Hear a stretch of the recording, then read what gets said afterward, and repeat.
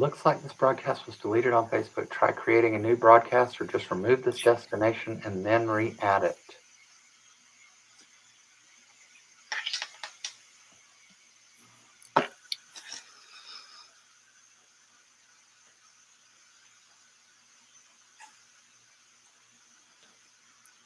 Here we go. Sorry, had a little. Hello, everyone, and welcome to our conversation today around the No More 10 out of 12 and the impact on the community of people who work with disability issues. My name is David Grindle. I'm the executive director, and I'm your host today for a brief moment before I turn it over to our panel. We really do appreciate you joining us for these conversations as we look at this issue. I'm pleased to introduce our moderator for today, Jamie Smith. Jamie is on the faculty at UC Irvine, and I turn things over to her and to our panel for the day. Thank you all. Hi, thank you everyone for joining us. We're very pleased today to have four amazing colleagues on our panel. Let me take a moment to introduce each of them. Mario Gomez is the executive director of the Spectrum Theater Ensemble. He's also a multi-hyphenated theater artist, dramaturg, and director. He has worked on over 260 theatrical productions in the greater Seattle area, Rhode Island, and abroad. Mario has a passion for working with organizations that serve, center, and are led by communities that have been historically underrepresented and underserved in our society. Thanks for being here, Mario. Mooney Holt is a performer, director, and storyteller who adores good stories in print or in performance. Her parents never read-signed her bedtime stories, so her first experience of being read-signed a story was as an adult, and it was the complete novel, The Three Musketeers. Ms. Holt's specialty is translating and performing Shakespeare, especially his sonnets in American Sign Language. She is a member of Equity, SAG, and AFTRA. Reagan Linton holds a degree with MSW and as well as an MFA, is an actor, director, and playwright, and artistic director of Denver's Disability Affirmative Family Theater Company. She creates both original work and adaptations of established works that are re-envisioned through the lens of disability aesthetics. As a paraplegic theater professional, Reagan has become nationally recognized advocate for inclusive practices in the arts. Sally Lobel is an early career dramaturg and disability advocate. She has trained with the Wilma Theater and Hartford Stage. Most recently, Sally served as dramaturg for Hartford Stage's A Community Carol, a digital storytelling event collectively created by the Hartford community. She has also contributed dramaturgy to Molly Smith's Metzler's Cry It Out and Octavia Solis's Quixote Nuevo at Hartford Stage, among others. We additionally have two ASL interpreters joining us today. They are Meg Robertson and Robin Pass. Thank you all for being here. If you prefer closed captioning, the link is getting posted in the chat, but it will also be running on a banner on the bottom of the screen. Our goal for today is to discuss some of the current practices within American theater and how they contribute to gatekeeping artists with disabilities. We hope to touch on the impact of these current practices, how the intersectionality of several different identities creates even larger oppression, and to brainstorm ideas on what is missing from current EDI practices in order to both quickly alleviate some of the immediate harm and to create long-term systemic change. At the end, we'll open it up for questions.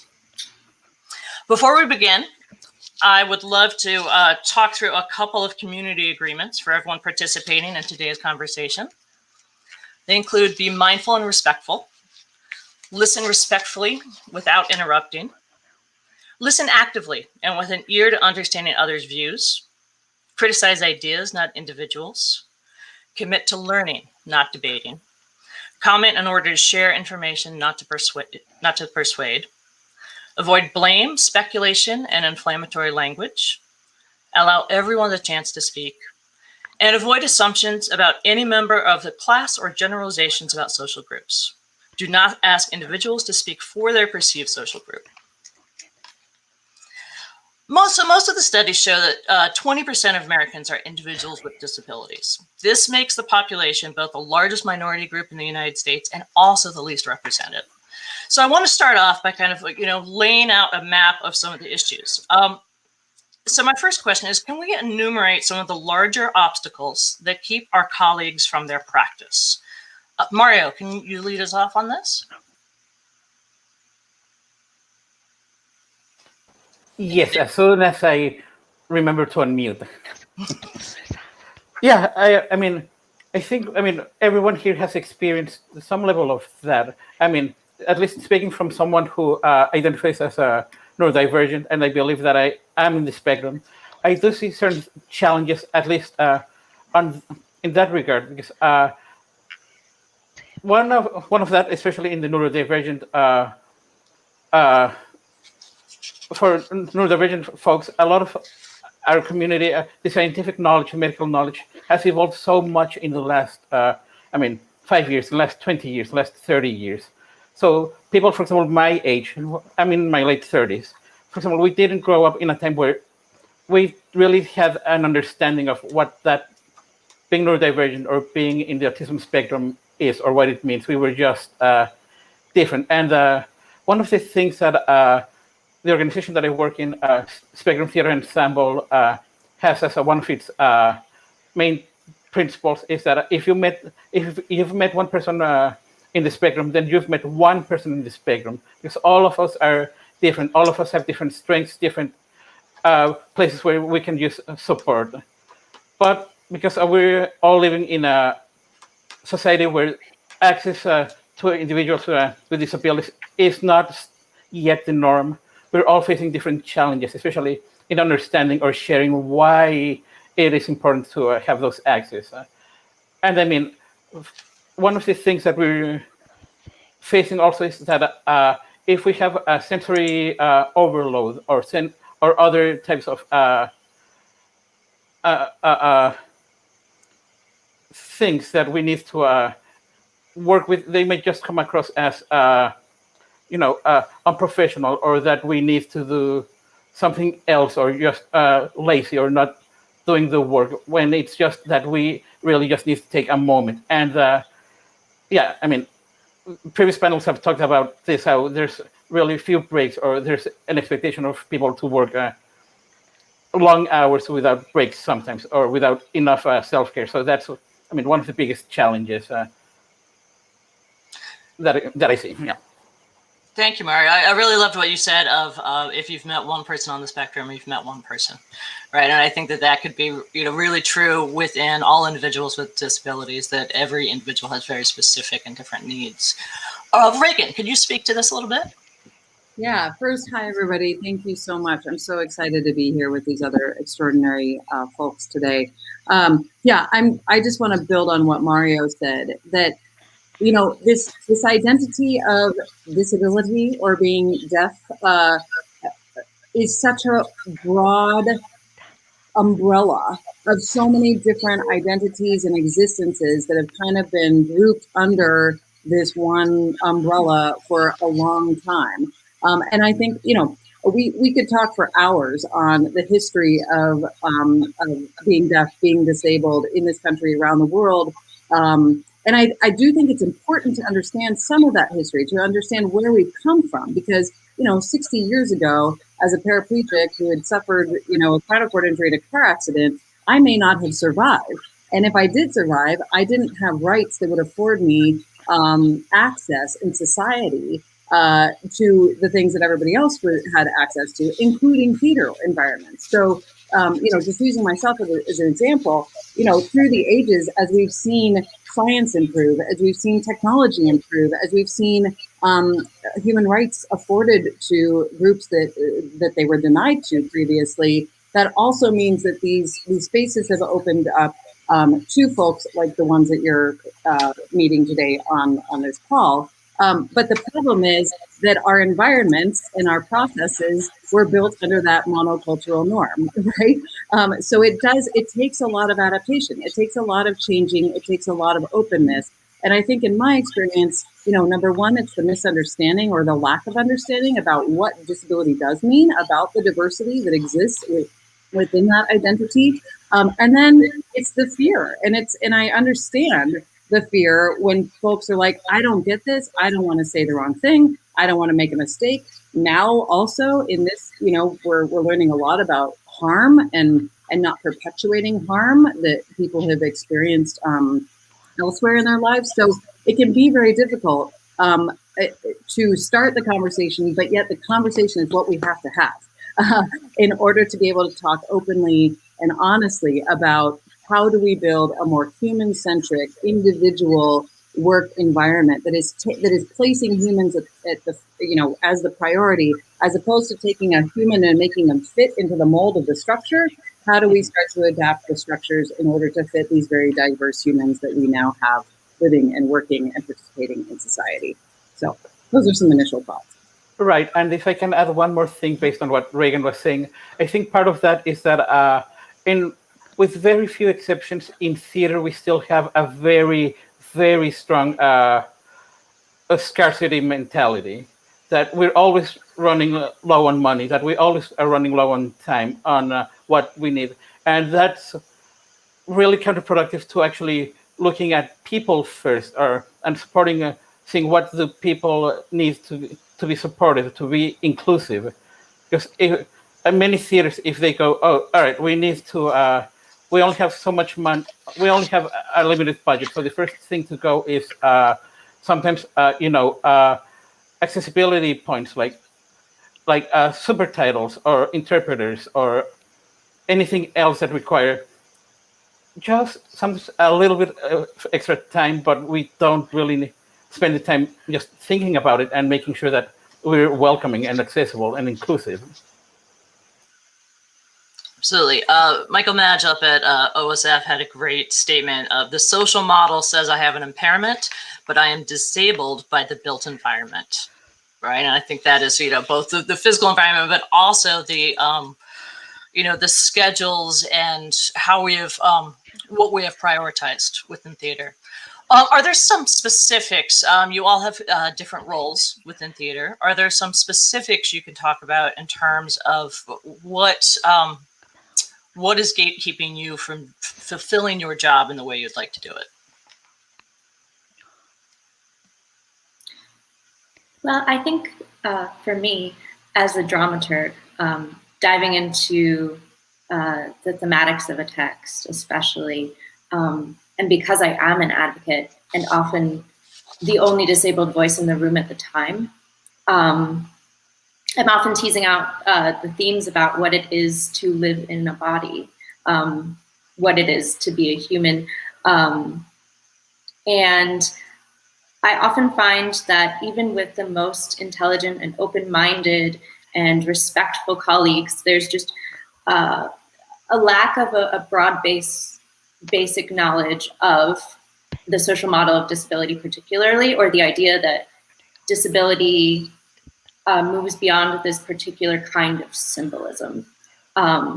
So I'm often working through those ideas and sort of mediating my body to my non-disabled colleagues in a way that takes a lot of headspace. And it's something that I find being really rewarding to do, but especially as a very young theater artist who's been in the field maybe 2.5, 3 years, figuring out what my priorities are as an individual, I think has been a struggle. Because once you get in the room and you're trying to learn about yourself as an artist, but you're sort of in this dual role of artist and educator at the same time, it can be very rewarding, but it can leave you in a particular space where you're sort of mulling through these thoughts on your own, and just it feels that you're missing out on some growth, perhaps.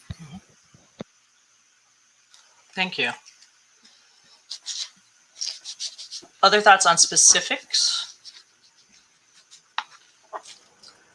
Yeah. I would like to say something. Monique, please. I'm thinking about what Mario said And Sally, I really agree. It's really important that we have these conversations before we try anything. Way before that, we need to have those conversations. And, we don't want to get to rehearsal and say, oh shit, this doesn't work. What do we do? We need to start beforehand and share with the disability community. And maybe they're not part of the theater already, but we need to invite them and make them feel welcome so that they have representation there. Because they can say, I've noticed this or I've noticed this, but, I have about 40 years of experience in theater. And as, an accessibility director of disabilities, there's hardly any disabled people in my position. They're all able-bodied and they don't have that understanding. And so we really need to bring in people with disabilities who would understand into positions like mine. It can be very frustrating when we have things like an audition and then 1 or 2 days before I realized that there isn't an interpreter. We should have reserved one 2 weeks ago. And, if I'm very lucky, I happen to have a friend who's also an interpreter and not busy, then I can ask them, but it's not a great practice or a great model to get in. And I'm sure it's the same with people who want to hire actors with disabilities. That requires a conversation beforehand and some thought leading up to the event in order to make sure everything fits and runs smoothly. And the second thing I wanted to say, for me, my issue is sometimes with the captions, EDI said, that I means inclusion for me. And for me, it doesn't work. I don't know about you all, but in my experience, it's always the worst possibility to have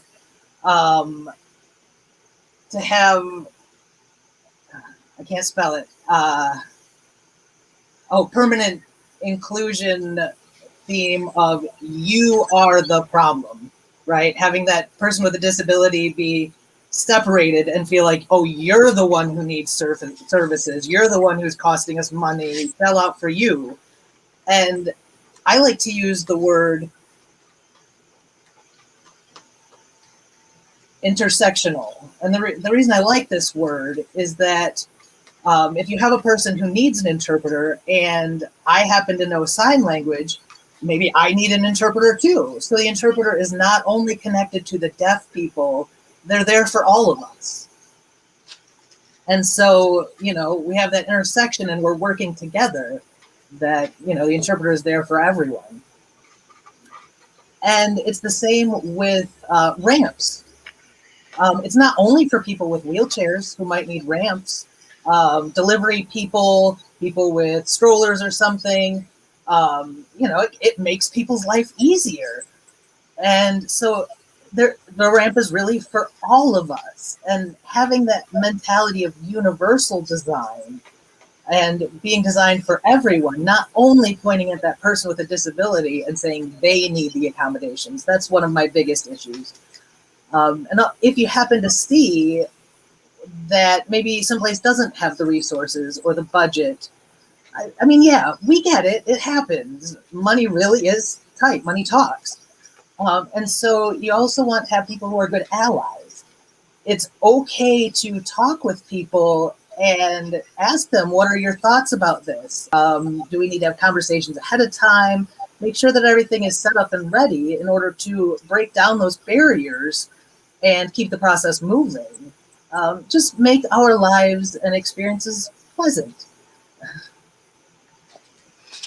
Thank you for that. I love what you said about rather that mindset of you are the problem, of kind of thinking intersectionally about this, and that, an interpreter may be there to fulfill, for all of us, to fulfill our mission as artists and as storytellers. I think that so often we think of audience accessibility, and sometimes that's the only way that accessibility comes up within conversations about theater. But if 20% of the American population deals with disability, then it's 1 out of 5 of us. And so those conversations absolutely need to happen. Are there other tangibles that anyone would like to discuss? I don't know if it's a tangible, a concrete thing, but something that's a very tangible and that builds on what Monique was saying about intersectionality is still the assumption of the default for characters. That the default, especially in this country and most of the Western canon, is still that characters are white, male, fully abled, not fully abled, I'm sorry, able with able bodies and neurotypical. There's in most cases there's no reason why some character cannot be in a wheelchair or cannot be deaf or cannot be in the spectrum or cannot have say a learning disability. So, but because we're having those assumptions, having that default, we're just excluding so many people. We're not thinking about, oh, this is actually the best actor for the role. We just need to support them a little bit differently than we would this other person. And in many cases, that other person is really, let's say, a really difficult person to work with, and we spend more time and labor, and can be real problematic. But we're okay spending all the time and labor catering to that one actor instead of going, all right, we could have done more with someone else, but we just went with him because that was the what we're used to. Absolutely. Thank you. Yeah, Reagan. Yeah, I think, I read a term from somebody and I thought this was brilliant. It just really summed it up. Equity in design. And equity in design, as Monique was saying, it all starts so much earlier than you think. That's equity in design of your spaces, right? So we often come back to buildings. Buildings are not the only aspect of access, but they are a huge piece of access, because if people can literally not get into the door, or not get into the actor housing, or not get onto the stage, or not get into the audience as a director who needs a certain kind of access, then they're not going to be able to participate. So thinking of, design of buildings, design of process, of how are you setting up your process, design of seasons, as Sally and Mario are saying, when you're looking at content, you've got to think about that way before and think about, okay, we're going to do this show. Does that offer opportunities, a wide breadth of opportunities where we can bring in actors of all different kinds that we're telling all these different stories? So I just think that equity in design, or sorry, another thing I'll mention is, thinking about like renovating a theater or building a brand new theater, which here in Denver, there are a few that have just done that or in the process. And maybe have kind of been working within structures again that were preset and inaccessible, but certain things were more accessible, and then catwalks are not, or audience access for again designers and technicians and directors and other members of the team that could have disabilities are not made accessible. So, and that's stuff that once you've built that theater, once you've renovated that theater, it's going to be another 20 years at least until you're going to fix those things. So I think making sure that we're thinking about equity in design, whether it's costume design, whether it's lighting design, whether it's scenic design, whether it's design of the season, whether it's design of the casting directors, thinking about who they have lined up that they're going to call in, design of auditions. I just think that's a really great way to approach it. And then I will just mention that Family Theater Company, where I am for 3 more days as artistic director, before Ben Ronan takes over, which is awesome. We do have, if anyone would like, and we share these openly, we have a list of like accommodations that we typically make on any given show. Everything from extra time for, breaks, to helping somebody fill out their paperwork, to braille and large print materials, things like that. So we're happy to share that if that gets at some of the more concrete elements that just people can start looking at to see have we incorporated this into our equity in design. Thank you so much. Most of you are not necessarily in the tech and design field. Mario, I think that you have done some sound design, I believe. What are some of the specific challenges that might specifically impact design and technical artists?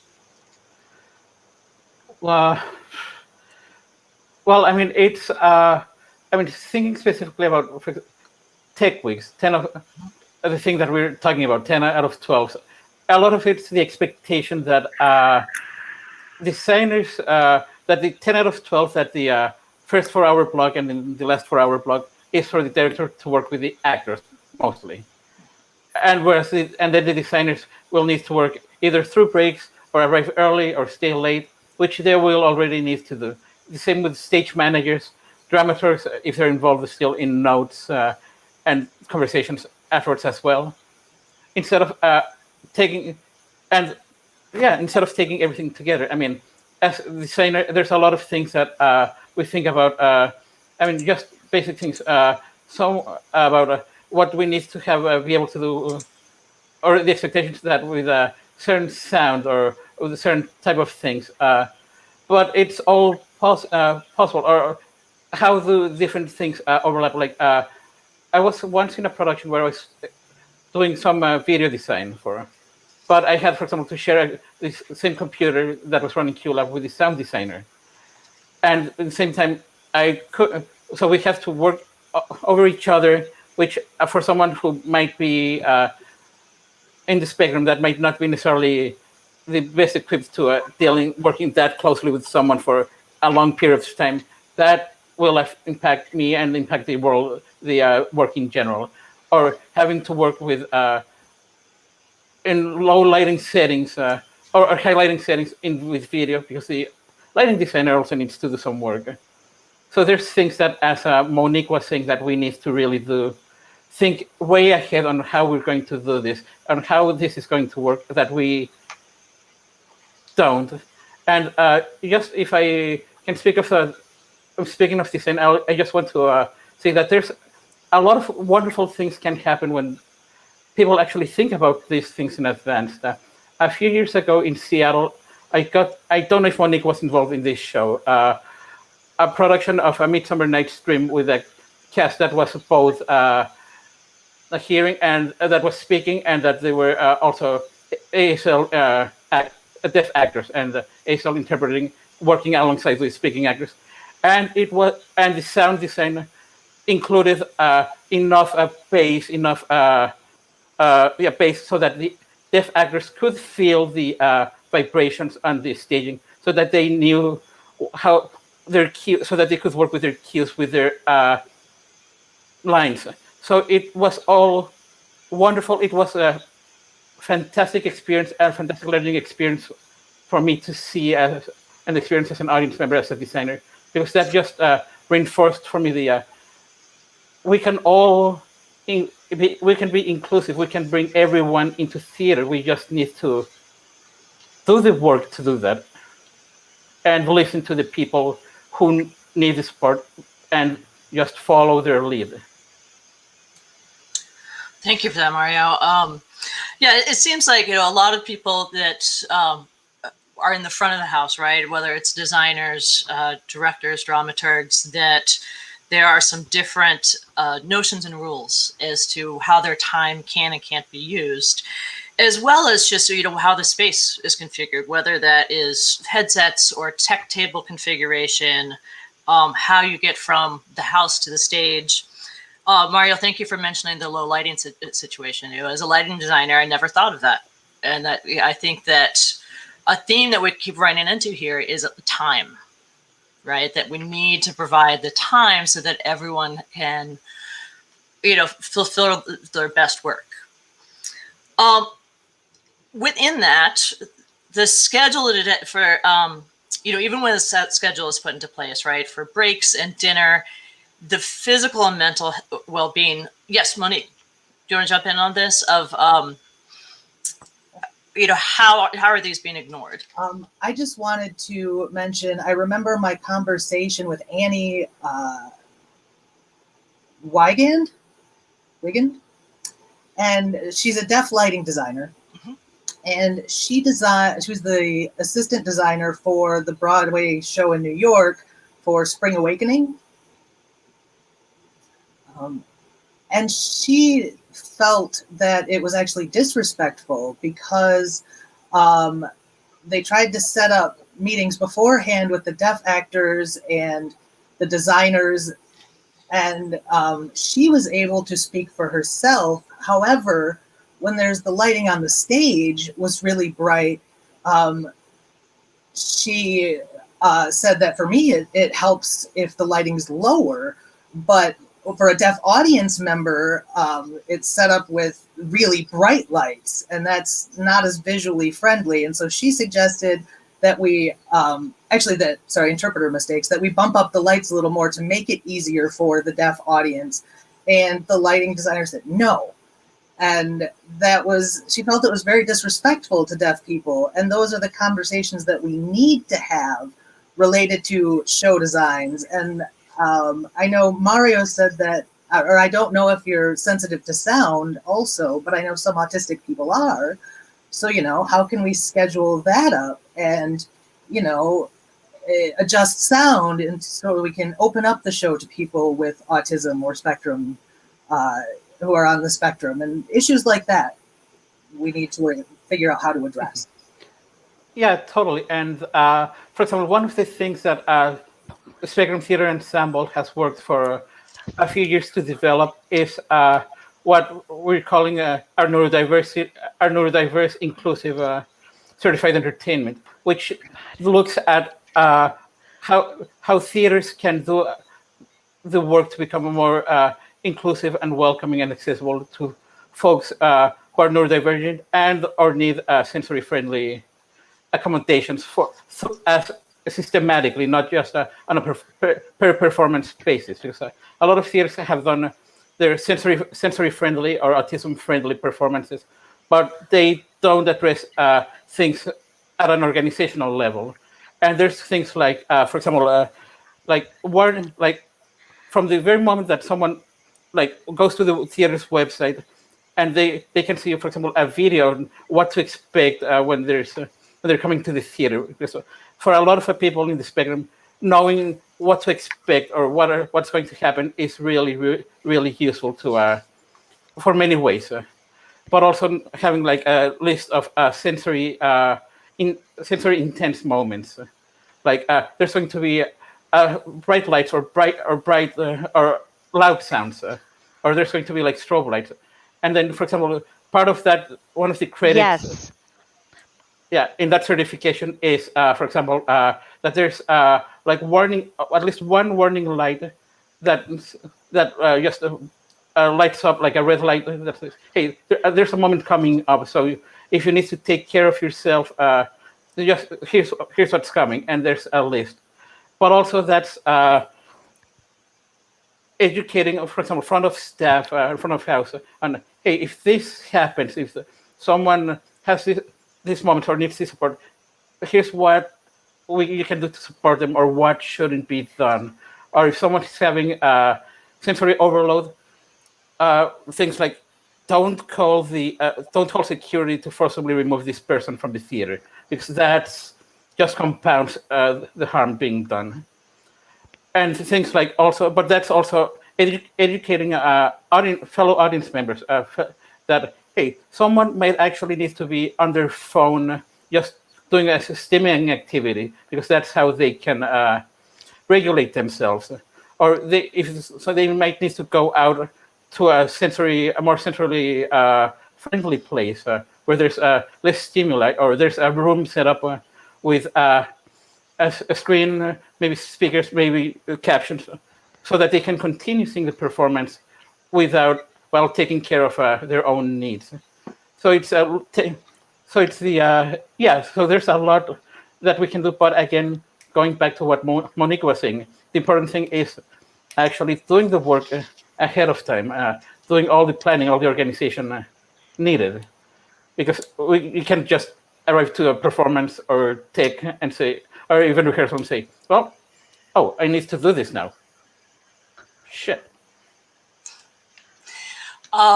Thank you for that, Mario. Like, so many of those seem like easy solutions to put into place that would make a huge difference. And we're going to talk a little bit more later about some of those, immediate solutions to help stop the harm that's currently being perpetuated. I'm going to get back to times for a minute. So it seems like with even with breaks and such being built in, and with dinner and such, and kind of that schedule being set, that there's still a lot of harm being created to kind of the health and well-being and mental mindset of all of the artists involved. That is, kind of the shortness of breaks, as well as turnaround time, how designers and tech are expected to work beyond those hours. Sally, could you talk a little bit regarding the time issues? Yeah, I think it's important to realize that time does not have the same value for everyone. Just to contextualize a little bit, I use crutches and expend a great deal of energy doing physical tasks. And a lot around my physical disability has to do with motor planning and how I experience the physical world. So when we're talking about a break, I may have just spent part of tech, and most of my brain is thinking about my job in this particular moment, and a question an actor has just asked me, but a good portion of my brain is also constantly like, how can I keep myself physically safe in an environment, like we were saying, for the lighting is low, even when wires are taped down, like, what's the texture of this? Am I gonna stub my toe on this and accidentally like fall down the stairs? It has happened. And if I need to talk to the lighting designer because the director has asked a question about a moment we're now incorporating from rehearsal, am I gonna be able, I'm not going to be able to climb over these chairs in the audience to be able to get there in time, this sort of like constant negotiation of how I'm existing in the space. And then that doesn't actually stop for me once we get to break. I don't really have the physical luxury of multitasking. I can't, walk and eat, or like I have to incorporate like, do I need to prepare myself food? Do I need to walk somewhere to get food? If we're going to stick around and have some more notes, my legs are currently asleep and I would like to be able to stand up and stretch, or to lie down on the ground while you're having a conversation with me. But I just feel like there's just a sense that I'm not able to do that. Especially, I think, we make assumptions about what are the most physical jobs in theater and who might be expending the most physical or mental energy, when we really need to be thinking of our entire team. Great, thank you. Would anyone else like to jump in about schedules? No, okay, thank you. So the No More 10 out of 12 working group has received a lot of testimonials from the community with stories of fear, shaming, verbal abuse, and the field is built on a lot of practices that will keep folks alienated. And so how can we best advocate for one another once at the table, and especially for those that are less vocal? And let's have Reagan, can you talk about this? Yeah, so it's such a huge cultural shift that needs to happen, because, as somebody who has worked a lot of 10 out of 12s, I've worked 10 out of 12s that honestly were not that difficult for me, but it was because of the culture overall that was set up in the room around being human-centric, around being supportive, around having that flexibility of adaptation. If somebody needs a chair in the middle, if they need a little bit of extra time for a break, if they need to go get some food, if they need some sunlight, to get out of the theater. So, I do think 10 out of 12 in general is a challenging, that's a challenging schedule. But I think that the interwoven issue is around the overall culture of how we are approaching what is happening within the theater, and how can we bust that open to be more, again, human-centric, human-supportive.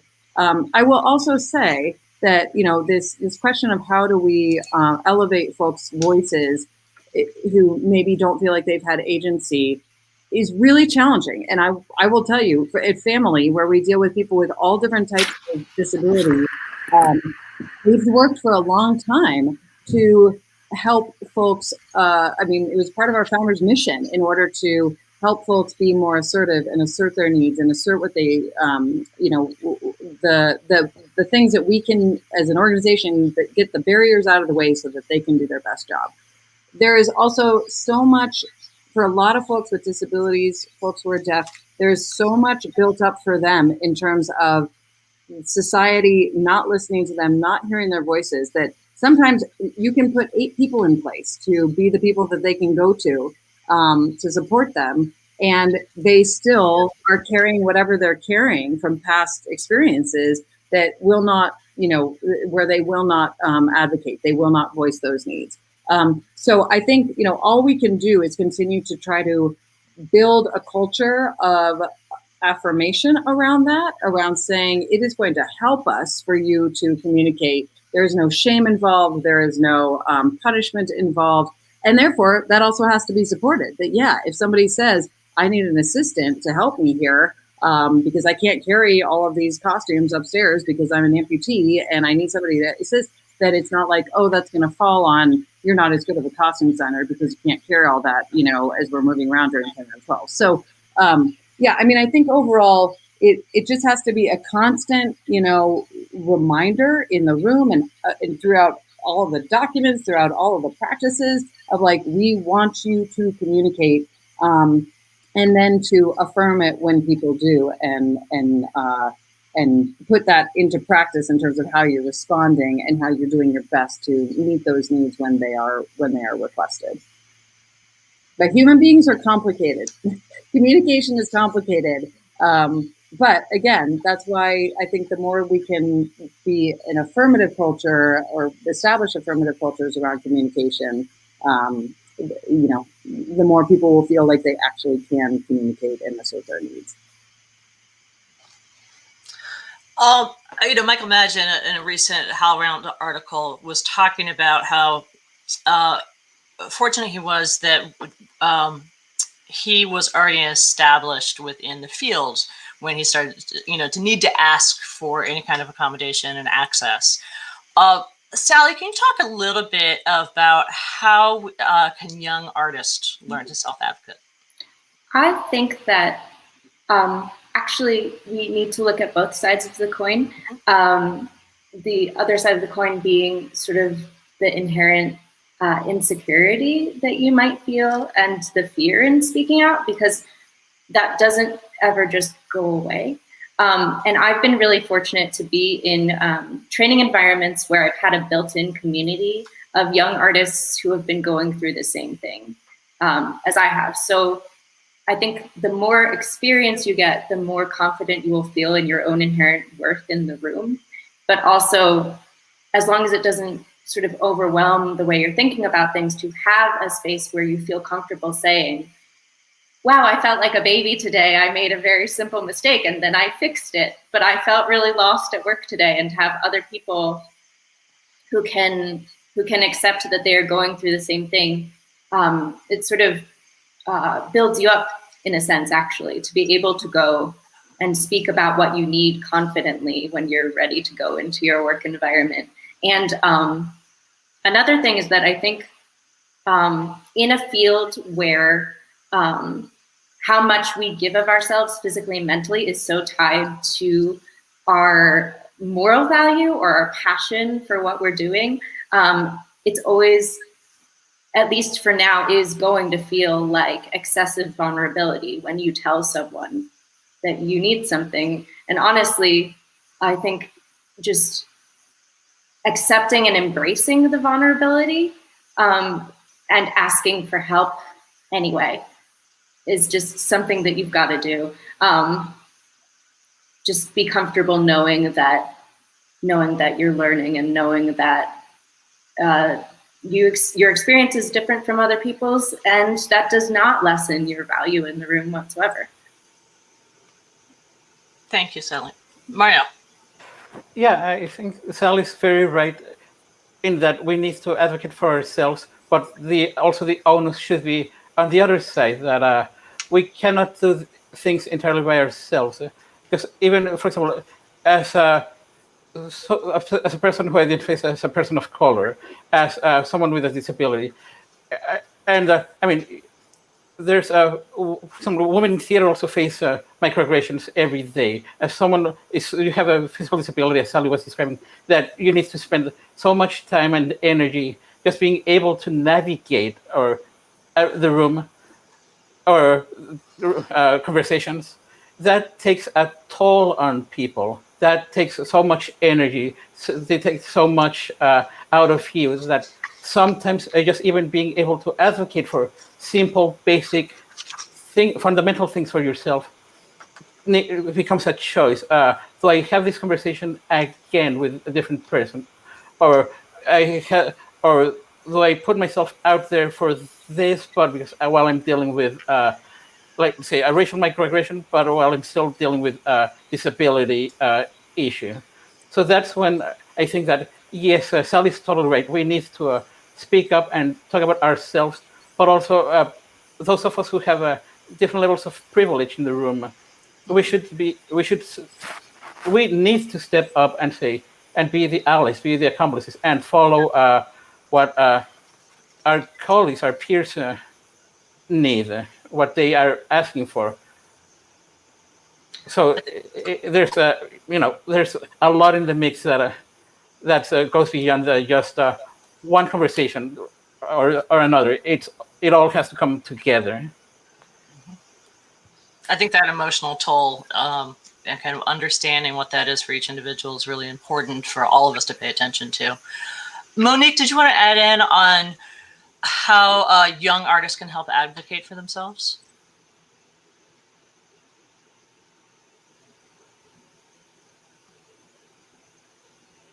Yeah, I would like to. I've noticed that we don't have many role models, and that's something that we need. I'm glad to have being able to teach at the university. I think it's important to teach and explain to people how to self-advocate. And because any employer that they have, human resources department, they say that there will be no retribution if you make a request. You say, okay, I'm going to make that request, but maybe you tell them I need help, I'm uncomfortable, I'm in pain, something is not okay, I need an accommodation to do my job well. And if you say it out loud, then you can, try and get those things, but there may be retribution. If you don't say anything, then you just have to suffer and not do your job optimally. And so I think being able to expose people and give them practice for how to take what they need and conceptualize it and self-advocate, it's really an educational process for everybody involved. Sorry, I disappeared there for a moment. Coming back, okay.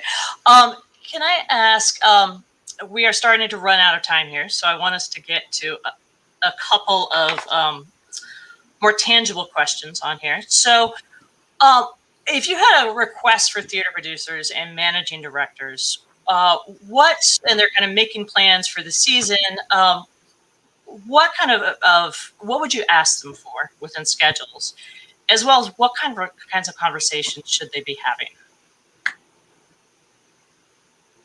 And let's have Reagan. Can you start off with this?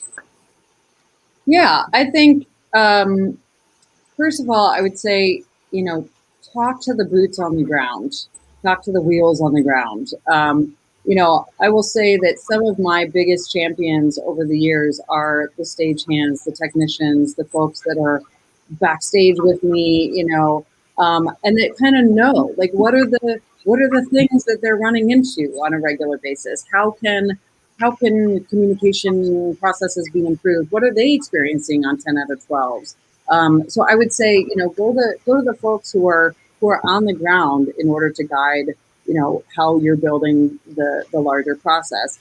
And then, there's so many resources out there of different theater companies, different artists. You have, several of them right here on the call that have an idea of like, hey, if you should be thinking about certain things as you're building in, alongside, parallel with the anti-racism work that you're doing, parallel with the different ways in which hopefully a lot of theaters are looking at changing practices right now, to make them more inclusive, to make them more supportive, then make sure that disability is right next to it, and so many of the things that are anti-racist are also anti-ableist. So how can we start to see it as an inclusive overlapping process of, yeah, well, if you're doing this already, then it might just be one little shift or one little modification that then you can also do this, and you're building a more inclusive environment for everybody, including for those BIPOC artists who are deaf and disabled. So I think just, make sure that disability is being included in those conversations at the high level, and then all the way down. I don't like to say down because that's making hard. All the way across, from the stagehands and the folks that are working boots on the ground, all the way across to the managing directors, the artistic directors, the boards of directors. Just make sure it's part of the conversation. Again, equity in design, equity in process, equity in strategy. Fantastic, thank you. Monique, you had sent a lot of potential solutions to us. Could you talk us through some of your thoughts?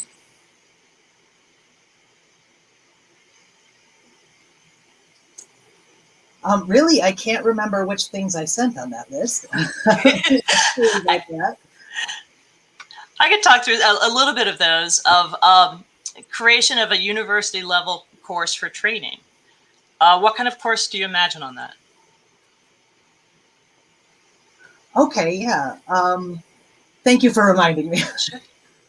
I would like to have it be part of the TCG. The Theater Communications Group that publishes the American Theater Magazine. And there's a term of EDI, equity, diversity, and inclusion. There's a training and a workshop to go with that. And from there, I realized that, most universities don't teach any of these things. And so I really want to create and develop a curriculum that deals with opportunity and and hopefully I'll be allowed to build a curriculum that can be used at universities all over the US in their theater programs, their HR programs. It can apply in so many different areas, and talk about how to work with people of varying abilities or diverse abilities. And I want to talk about how to open that discussion, how to create space for LGBTQIA, BIPOC, the whole society that needs to have those conversations, and explain to people how to build those relationships and how to hire and recruit those people, to have internships, mentorships. Mentorships may be something for people who are going from boots on the ground job to directing or something like that. But I think it's perfect when theater companies have internships that you could add those to add, opportunities for people. And the theater wants to say, oh, we don't have money, we don't have time, we don't have opportunity. That's bullshit. Come on, we can make it work. So if we put this as part of the university curriculum and internships, that would be ideal. Fantastic, thank you.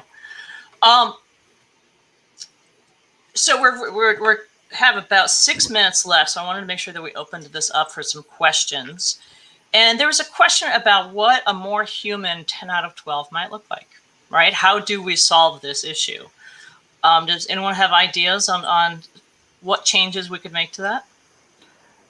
One of the last the last 10 out of 12 that I was part of was actually this March. And I was stage managing for a production there. And I was advocating from the very beginning that we shouldn't have a 10 out of 12 because honestly, that show didn't need 10 out of 12s or 8 out of 10s, period. It wasn't that intense, but it was there. But something that actually really helped was that the director was really open to these conversations. And for example, even though we had a 10 out of 12, which may or may not have happened because the director may have had a bad reaction to a COVID shot, so that they were out for the day. Part of that the conversation was actually that the 10 out of 12 wasn't the call for actors.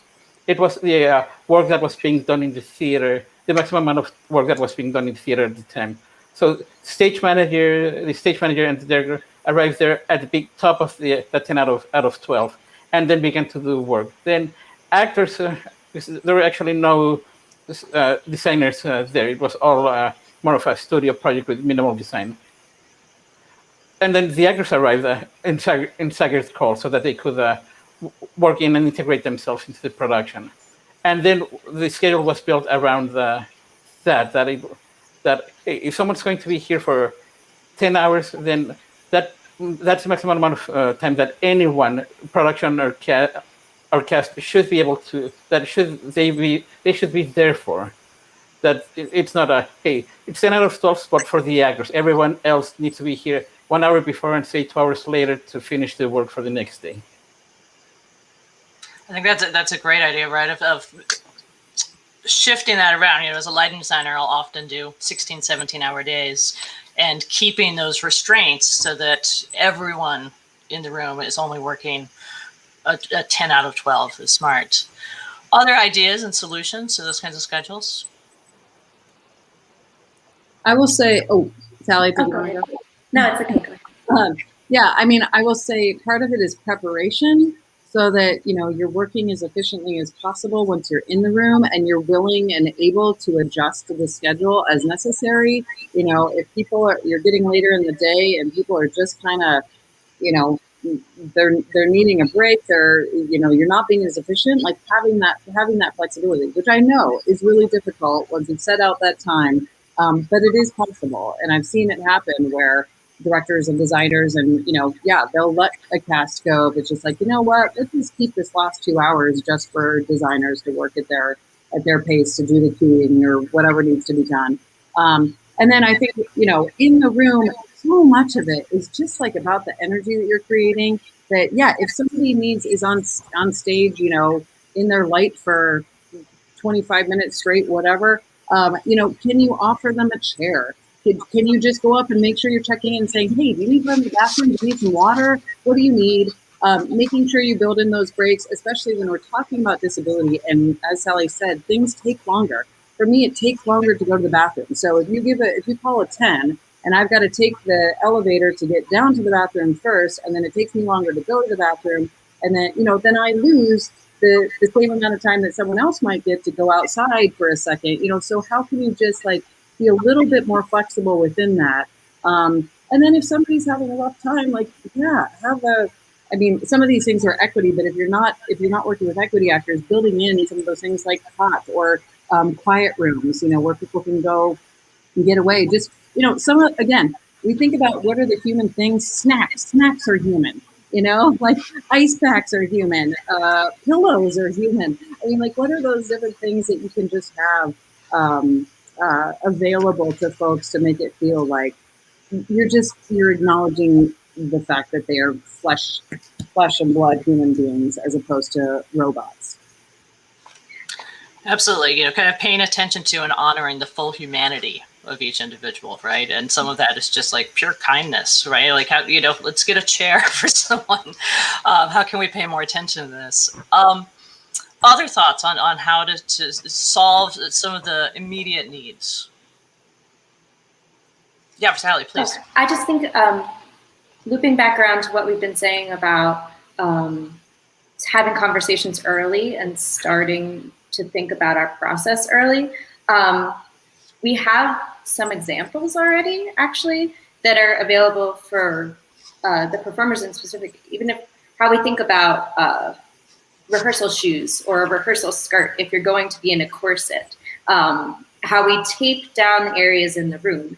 I wonder what it would look like if everyone was allowed to be, I don't know how this would work with scheduling, but if everyone were allowed to be in the actual performance space sooner and more opportunities to just explore the space and to become even listen to what some of the sound cues might sound like, and just with less reliance on this sort of layer cake idea of if we don't get it into it in rehearsal initially, then we can add on a more intense text schedule later. If there's a way to expand that horizontal model of sort of learning to incorporate as many elements as we can unilaterally, I think it could be really helpful down the line. I have one more thought that I wanted to add to my answer about I'm more human 10 out of 12. For me, honestly, a more human 10 out of 12 is not having a 10 out of 12. It was, I think David brought it in the chat, but also something that when I directed something, I don't have 8 out of 10s or 10 out of 12s. I try to spread out those hours throughout days if needed. Does that mean that I'll have fewer rehearsals or fewer performances? Maybe, but also, if we're honest, most theaters, their main source of income is not ticket sales. So if we lose an extra performance or two to make sure that everyone's taken care of, it's not that big of a loss. It might hurt, but it's not that big of a loss. But in the short term, in the long term, we'll have a more engaged artist, more engaged staff, more engaged productions, because we're actually able to take care of people. Because I still think that theater should serve people. People should not serve theater. Thank you for that. We are unfortunately at our hour and need to wrap up. But and obviously, this is just a very small part of a much larger and needed conversation. But I want to thank everyone for being here today. And David, I'm going to pass it over to you. Yeah, thank you everyone for this amazing conversation. Even after helped me almost 30 years in this industry, there were things said today that I feel like an idiot that I could not have thought of because they're just common human decency. So thank you all for bringing those up and helping us see that there's forever learning to be done. USITT is always happy to be the home of conversations like this. And these are supported in part through our member dollars and through the Tanisha Jefferson Fund for Inclusion at USITT. If you'd like to know more about that, please do take a look at our website and please reach out to the various organizations that our colleagues here have represented. I'd also like to thank Robin and Meg from Interpretech. Robin and Meg at Interpretech. Interpretech has started providing our ASL interpreting services for USITT. You can find them online at interpretech.com. And they are fabulous human beings that help out in making sure we can create an inclusive space for people. Thank you, everyone. Please do take a look on social media. Reagan is going to share with us the resources she indicated, and we'll get them out through that matter. And also take a look for other No More 10 out of 12 and community conversation that will be posted. Thank you, everyone. Have a lovely day.